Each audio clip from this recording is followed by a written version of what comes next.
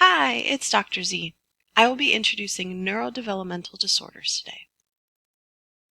By the end of this video, you'll be able to describe the importance of the developmental perspective and domains of development in the classification and diagnosis of neurodevelopmental disorders. This category of psychological disorder is considered disorders of childhood and adolescence due to the age of onset. Now imagine being the parent or caregiver of a 5-year-old child who's exhibiting attention problems at school and engaging in disruptive behavior. Does this child have a psychological disorder or just experiencing a difficult situation at school? Psychologists acknowledge that a child's development, whether that be cognitive, psychological, or social, can lead to a psychological disorder. Neurodevelopmental disorders are a category of disorders that affect children and adolescents. These disorders involve impairment in brain development or functioning that impacts their emotional, cognitive, or psychosocial development. These disorders can have an early age of onset, which means symptoms of a psychological disorder begin at a young age. As a result, understanding neurodevelopmental disorders requires a developmental perspective. This is a framework for understanding how situations and experiences that occur in infancy and early childhood can contribute to a psychological disorder later in life. The developmental perspective reviews childhood through the lens of developmental tasks. These tasks are considered psychological or cognitive to be mastered during the course of development. These tasks are seen as foundational for future learning and adjustment. This photo is of the main character Charlie Bartlett in the movie with the same name.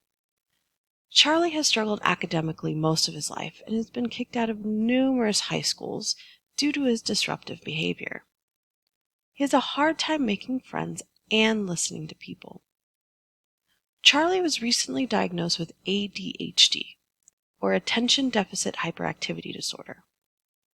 This disorder gives him an intriguing opportunity to use his diagnosis to fit into his new school. Charlie's experience highlights several important developmental tasks. As an infant, forming an effective attachment relationship with a parent or caregiver is essential. In the preschool years, a child needs to learn empathy for others and autonomy or self-reliance. By middle school, a child should have a sense of academic competence or some proficiency in the school setting. For Charlie, this is a developmental task that he's been unable to meet. Into late adolescence and early adulthood, a child should be able to successfully launch into adulthood by separating from family and becoming their own individual. The developmental perspective focuses on how mastery, or lack thereof, of these developmental tasks can lead to a psychological disorder. In essence, a child's failure to effectively handle an early developmental task can impair their capacity to handle later tasks successfully. The COVID-19 pandemic has had many unforeseen circumstances and consequences in the cognitive and psychosocial development of children. This photo from April 2021 shows kindergartners at the 9th Street Elementary School in Los Angeles, California, demonstrating social distance hugging. When reflecting on the previously discussed developmental tasks, children during the early stages of the pandemic may not have had opportunities to connect with other students and build skills in empathy and self-reliance. Furthermore, online or remote learning, as well as hybrid instruction, may not have provided the same level of academic competence for each child, depending on their learning style, internet access, and school resources.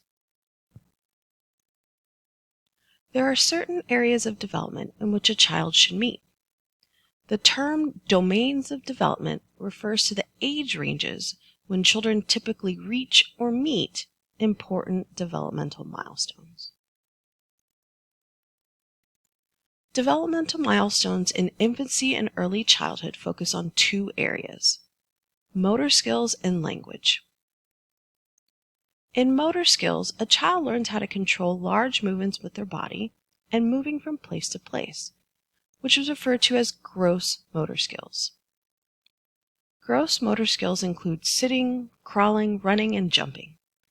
In infancy, the first time a baby lifts their head is an example of a gross motor skill. Fine motor skills refer to the ability to move their hands and upper extremities. For an infant, this milestone involves grabbing toys and bringing them to their mouth, and even picking up small foods like Cheerios. For a child aged 2 to 5 years old, holding a crayon to draw and using scissors are considered fine motor skills.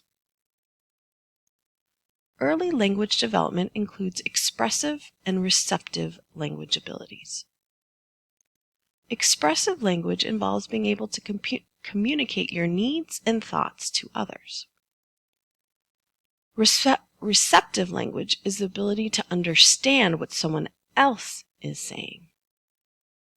This photo is of the main character Nathan Ellis in the film A Brilliant Young Mind.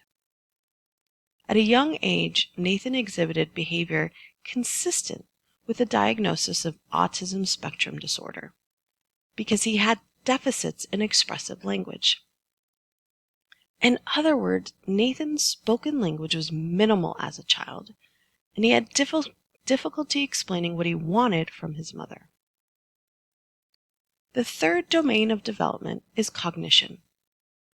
Cognition refers to a variety of mental processes that determine a person's capacity to learn, to retain information, and to use this information to solve problems. Cognition can be difficult to assess when a child is young.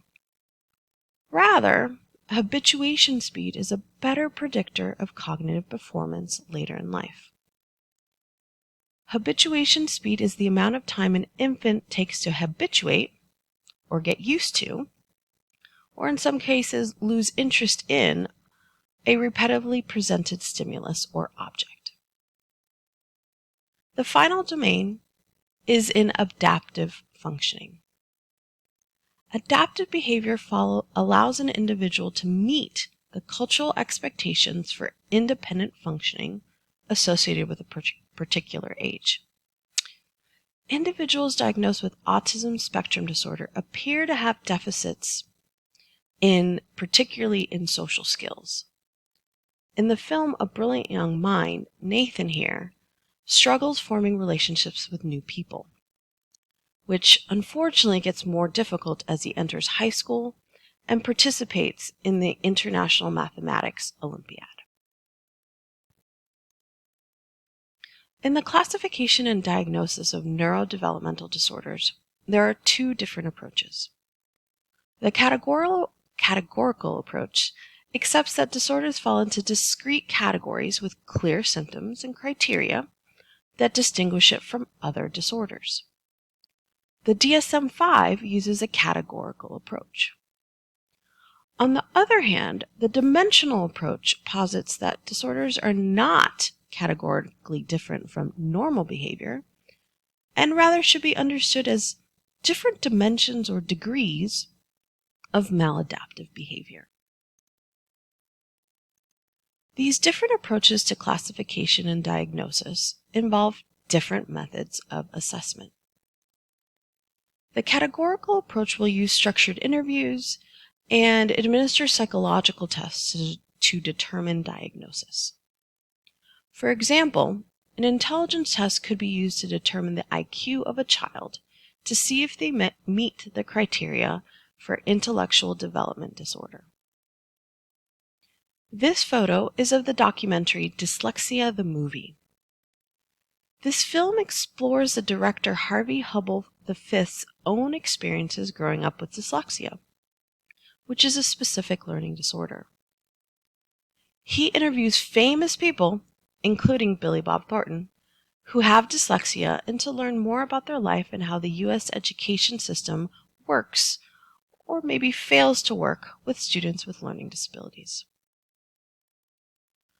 Alternatively, the dimensional approach uses behavior checklists to identify disruptive childhood behavior. After analysis, they can identify which behavior is considered normal or maladaptive. This maladaptive behavior can fall into two types. Externalizing problem involves disruptive childhood behavior that is a nuisance to others. For a teenager with a diagnosis of ADHD, externalizing behavior would be considered hyperactivity, impulsivity, or inattention in the classroom. Internalizing problems involve disruptive childhood behaviors that are deficits or lacking in the desired child behavior, which then results in distress for the child. For a middle schooler with a diagnosis of autism spectrum disorder, internalizing behavior would be a lack of social skills and an avoidance of peers, which can then lead to anxiety in school settings. In summary, neurodevelopmental disorders are a category of disorders that affect children and adolescents.